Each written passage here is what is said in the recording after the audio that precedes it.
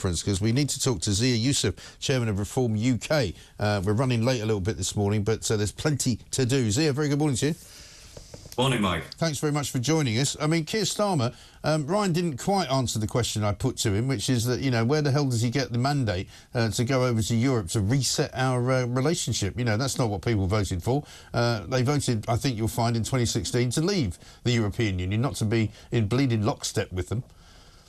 Indeed, 17.4 million people in this country voted to leave. It was more people than voted for anything in a single election in this nation's history. And ever since then, Keir Starmer and a number of others, both inside the Labour Party and, I would flag, inside the so-called Conservative Party, have done everything they can, everything they could to undermine that result, to undermine the will of the British people. Look, you're absolutely right. There is no mandate for that. Of course, we want to have cordial and strong relationships with our partners, both in Europe and across the rest of the world. But that's not the same as essentially ceding sovereignty of the rights of British people to courts abroad, which is essentially what we have seen, and a big reason why the country is in the state that it's in today. Right.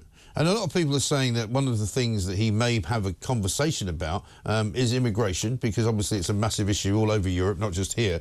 And people worry, certainly I do, that he's going to do some kind of deal which allows them to, in France, to say, well, we'll stop the small boats crossing as long as you do a deal to take, I don't know, 50,000 or 100,000 illegal migrants every single year into your country and give them asylum.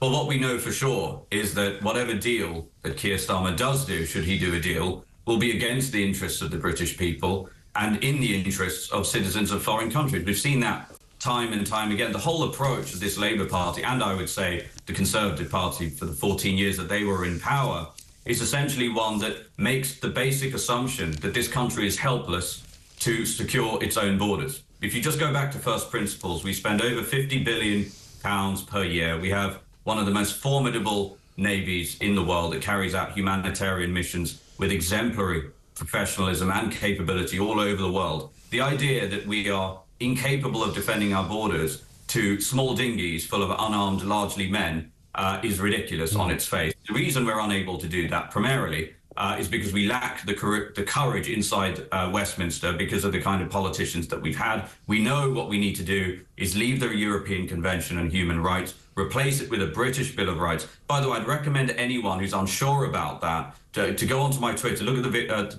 video I just retweeted of Lord Sumption. Lord Sumption, of course, a brilliant lawyer, one of the best this country has ever had, a former justice on our Supreme Court, who walks through why even he now, as a former Supreme Court justice in this country, is in favour of leaving that court, because the fact of the matter is the Strasbourg court, as he puts it, now appears to continue to redraw the boundaries of its own jurisdiction. It is not answerable to the British people, and it is essentially now a poison pill at the heart of many of the problems this country faces. And also, are we not seeing in Europe an overwhelming movement to the right? You know, whether it's good, bad or indifferent, you can't deny that it's happening. You know, in Austria, we've just seen elections in which some people call a far-right party has been successful in gaining government. Same in Germany, same in Italy. It's possibly going to happen in France. I mean, it has happened in France to an extent. You know, there's a clear anti-immigration movement going on. And, of course, you know, the sort of elites in Brussels are way out of step now with ordinary people's thoughts and voting practices in the entire continent, aren't they? That's spot on. And sometimes you get some very amateurish and superficial commentary about Britain and says, oh, well, Britain sort of stands alone as with the electorate swinging left. That's not at all what happened. No. Well, Keir Starmer won fewer votes than Jeremy Corbyn did. And so what we've actually seen is the Tory vote collapse because essentially there is nothing remotely centre-right, nothing remotely conservative about the Conservative Party, and that's why their voters abandoned them in droves, and that's why the Reform Party exists and why it continues to surge, is because we are now reconstituting the centre-right of politics in this country. Absolutely right. And Nigel Farage has written in The Telegraph today talking about the Tory party and its latest attempt to kind of rejuvenate itself up in Birmingham there. You just heard me talking to Ryan Saby. He says this party is deluded to think it will win the next election, whoever ends up being the next leader.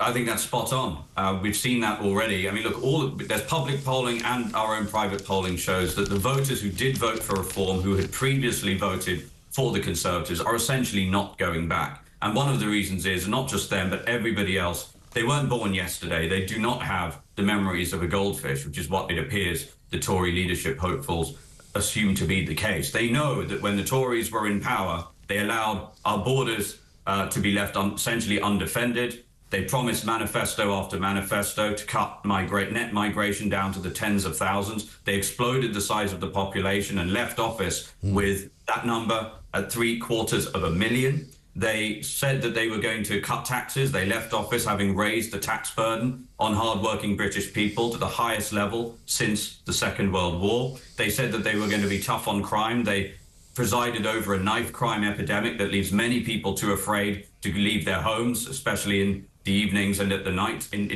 And they've also, they trumpet their record in education. As Nigel says in his article, the only thing that appears to be true is that they've done a brilliant job of essentially infecting the minds of our young people with hatred of our country and a lot of the sort of wokery that has caused a lot of the problems we see on university campuses. So all the Labour Party are doing under Keir Starmer is essentially carrying on the policies of the Tories on about 1.52 times speed. And doesn't last night's press conference, I don't know if you saw it, with Keir Starmer, highlight the problem that he's got? Because he came out, having not been seen for about 6 days, and made a statement, brief statement, how Britain was foursquare behind Israel, while at the same time, his own Foreign Secretary is denying the ability for some companies to sell arms components to them while they fight Iran. And it's absolutely extraordinary to me. It's obviously totally incoherent. It makes absolutely no sense. And look how reassuring it is for all of us that at a time when the Middle East appears to be edging closer to the brink, the world appears to be more unstable and dangerous than it has been in many, many years, that the United Kingdom has as its Foreign Secretary the mighty intellect and deft diplomacy of David Lammy, who I think is one of the most undiplomatic human beings in the entire country. Yeah. Keir Starmer and his cabinet are wholly ill-equipped, totally out of depth for the challenges that this country and the world faces. And that's abundantly clear. Yeah, absolutely right. Finally, the latest news on Labour sleaze is that Labour Party appears to have taken about £1 million in donations from various betting companies and gambling firms. Keir Starmer personally received £25,000 in a donation from Peter Coates, who's the head of the Stoke-based online gambling company Bet365.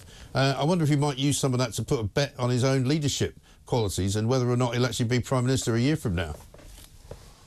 Well, the odds on that outcome are definitely narrowing, clearly. Look, I think the challenge that the British people have with this is that the whole point of Labour, their entire premise, was essentially that they were going to not to do the things that the Tories did, so that they were not going to be embroiled in sleaze and scandal constantly. And all we have seen in the first 3 months of the Keir Starmer prime ministership is non-stop sleaze and scandal. One cannot point to a single thing that the new government under his leadership has done to improve the lives of the British people. They've taken away the winter fuel allowance for millions and millions of pensioners at a time when energy costs are going to keep going higher. By the way, these missiles flying across the skies in the Middle East, one of the impacts on that, obviously aside from the tragic loss of human life, is going to be oil prices going up. We're going to see bills continue to stay at a very high level, continue to go up. The winter fuel allowance taken away. All the while, we still have £4.5 billion a year, apparently, to spend on asylum. We still spend extraordinary. We spend £60,000 a month just on SIM cards for people arriving here illegally. The amount of money that is being squandered and wasted due to harebrained schemes from this Labour government, which could have been put to use more than enough, many, many times more than enough, to ensure that hard-working British pensioners who are paid into the system their whole lives don't have to go cold this winter. Absolutely right.